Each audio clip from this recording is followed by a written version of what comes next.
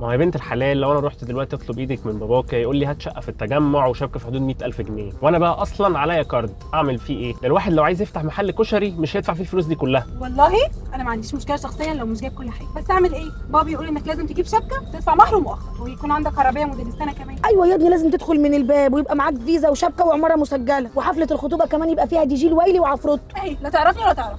مين دي اساسا؟ انت ما تعرفنيش؟ انا القروبه. قروبه انا بحبك قوي حبيبتي، بس انت ايه رايك بقى في الموضوع ده؟ انا رايي من رايك، بحب كل حاجه بتعمليها. الاجره يا حضرات. بس انا حاسه ان هو لو جاب الشبكه والمهر وكل حاجه زي ما ابوه عايز، ايه الضمانه ان الجوازه دي هتنجح؟ ضمان؟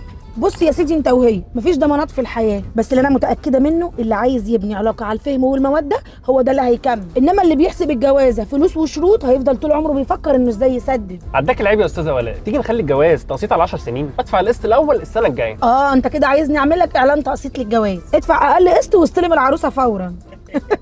الاجره يا حضرات. ما تدفع الاجره ولا دي كمان عايز تقسطها؟ يا بنت اهمدي، ما ينفعش تكلمي الراجل كده قدام الناس. سامعه؟ امال لما تتجوزوا ويتقفل عليكم باب هتعملي فيه ايه؟ ايوه يا روبا فهميها، انا الراجل لازم تسمع كلامي، ولازم لما ارجع البيت الاقيها محضرين الحمام ومحضرين الاكل، تروق عليا كده. هو ده يا اخويا مفهومك عن الجواز؟ يا اخي توكس.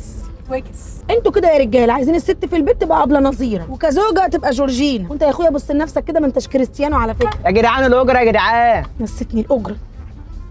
لقيت لك فكه اهو، خد ما تدورش في جيوبك. وبعدين عايز اقول لك على حاجه، انا اصلا ما بعرفش اطبخ، انا بروح بلاقي الاكل جاهز. امال هاريه دماغي ليه بالاير فراير؟ انا عايزه اير فراير اصله بيطبخ لوحده، انت عارفه انا دافع كام وعليا قسط قد ايه في فاليو؟ صحيح، وانت طالبه اير فراير ليه؟ انت مالك انت؟ الله، مش دي اللي كانت حبيبتك؟ انت اللي حبيبي، تلاقيها طالبه منك غساله الاطباق ومكنه الايس كريم ومكنه الفشار. والله يا ولاد الجواز مش اير فراير ولا مكنه الفشار ولا هو ايفون هتشتروه بالقسط. واحده واحده مع نفسكم كده واقعدوا في اي مكان واتكلموا، ما هي الخطوبه معموله علشان كده، علشان تبقوا داخلين على نور، نتكلم ونتفق ازاي هنمشي البيت. ما هي الرجاله كلها كده. والله. اسكتي انت، انا عندي ليكي عريس حلو قوي. ايه ده؟ طب وريهولي. استني بس اما اخلص الاثنين دول الاول. والله يا ولاد انا ما عارفه ايه اللي حصل في الزمن ده، كان زمان الناس بتتجوز بالقليل وبيعيشوا على قدهم، دلوقتي لو مش معاك فلوس مفيش ضمان ان الامور هتمشي عادي. فاكرين جمله احنا كنا بنشيل بعض؟ دي جمله فعلا كانت حقيقيه زمان، الناس كانت بتقف جنب بعض وبتبدا من الصفر، دلوقتي بقت كل حاجه جاهزه يا اما الجوازه مش هتمشي. عين العقل والله يا استاذه ولا انا بحبك قوي، تعالي نتصور.